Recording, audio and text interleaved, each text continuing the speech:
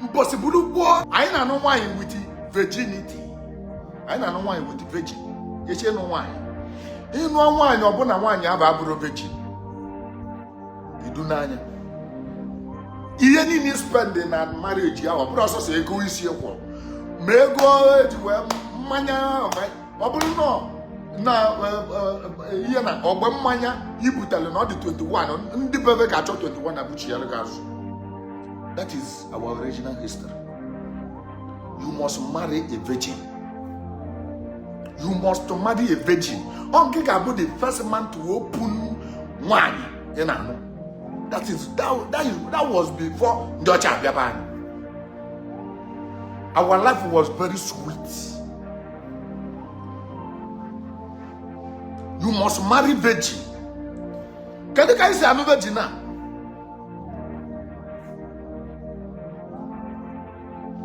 Oh, you can do what back a second. Each village in a chocolate because in a day eating much on a tradition. I can not call the bad, the ugly, and the worst, and the good, and the best of our tradition. It may not sound good to your hearing. But that does not mean that it did not happen. And Akuzilom has a tradition. Without asking the elderly people. You don't name one elder. You will leave much on Tina. I didn't hear sentiment in a tradition. I didn't hear much on a tradition. Tradition is not there to favor you. Tradition is not there to massage your ego. Tradition is not there to favor your family. Or to favor me. No, tradition is there to favor the land. Every rule, everything in the world will meaning. For instance, on several bases, an elderly person, virgin. Nabunu, na mother na bought no wine baba no virgin. The man no practice in here. Kadiya impossible.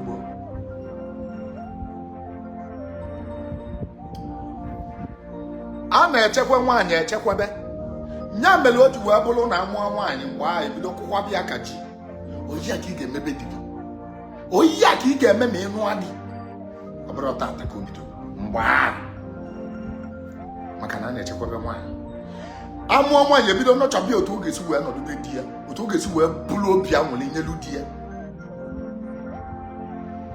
maka na ihe nwoke na-aga through the too much nwoke need stress. So you must teach your daughter how to live with a man. It's under must. You must teach your daughter how to live with a man. Then the father is going to teach the son how to protect women, how to protect the wife and children.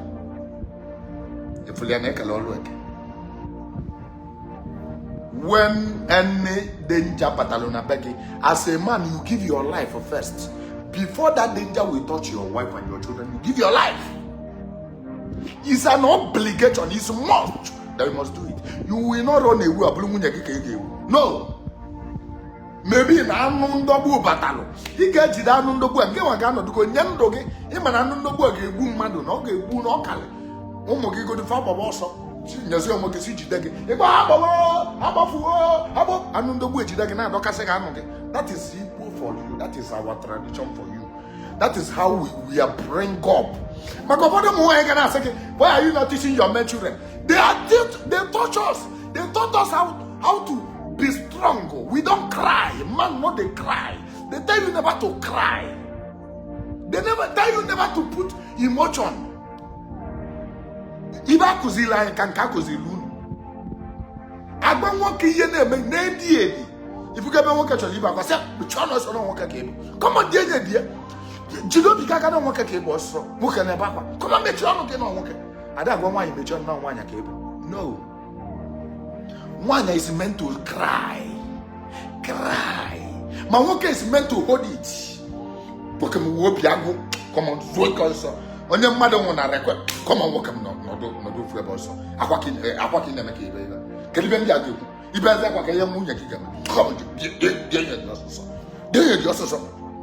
is it not enough teaching? Is it not enough training?